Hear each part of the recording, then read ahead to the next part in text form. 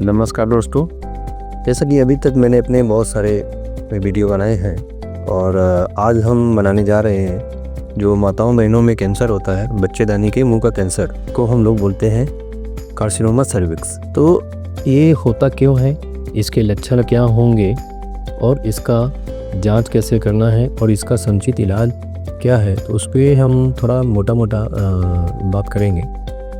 तो इसमें क्या होता है कि जो लक्षण हैं माताओं बहनों को क्या हो सकता है कि जैसे जो माहवारी होती है, पीरियड आते हैं, तो पीरियड के बीच में भी उनको बच्चेदानी के मुंह से नीचे के रास्ते से खून आने लगता है। किसी को अपने पति से मिलते समय दर्द महसूस होता है, कमर में दर्द महसूस होता है या तो पैरों में दर्द महसूस होता है। और कभी कभी देखा गया है कि अगर बहुत थोड़ा बड़ा है तो हमें बाहर से भी फील हो सकता है कि हमें कोई गांठ टाइप की है, हमें पेशाब करने में या हमें लेट्रिन जाने में, पखाना जाने में हमें तकलीफ़ हो सकती है, कुछ रुकावट का अनुभव महसूस हो सकता है। तो इसमें करना क्या चाहिए कि जैसे जो लोग इसकी रोकथाम भी हो जाती है, इसके लिए वैक्सीन आ चुकी है, क्योंकि जो CS कार्सिनोमा सर्विक्स यानी बच्चेदानी के मुंह का कैंसर है, ये देखा गया है कि ये बहुत ज़्यादा 70-80-90% तक लोगों में ह्यूमन पेपिलोमा वायरस के इन्फेक्शन के कारण भी होता है,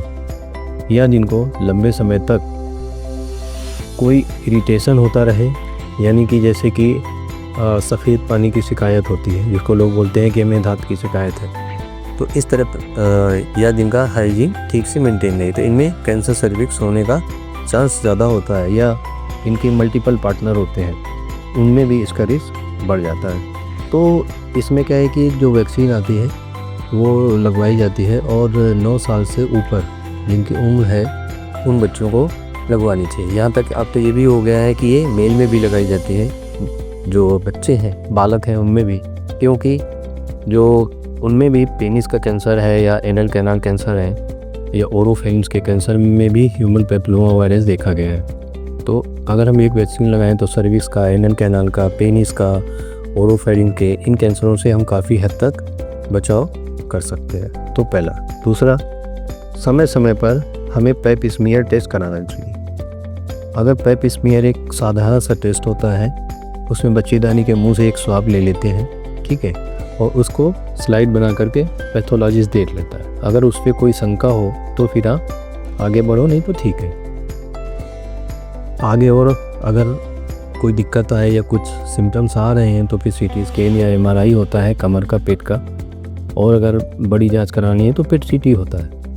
और अगर फ्रैंक कोई ग्रोथ है तो हमें एकदम 100% डायग्नोस करना है कि कैंसर है या नहीं है, तो उस कंडीशन में हमें बायोप्सी की जांच करनी चाहिए।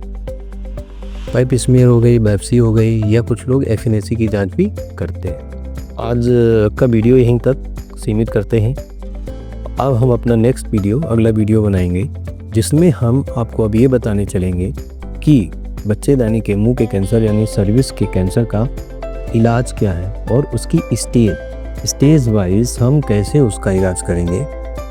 ये देखने के लिए इसका जो हमारा नेक्स्ट वीडियो आएगा, इसका जो सेकेंड पार्ट आएगा यानी दूसरा भाग आएगा, उसमें आप इसे देख सकते हैं। और अगर इससे संबंधित किसी भी तरह की आपको कोई जानकारी लेनी हो तो आप हमें व्हाट्सएप मैसेज पर या दिए हुए लिंक पर, इंस्टाग्राम पर, फेसबुक पर आप कमेंट करके कर सकते हैं।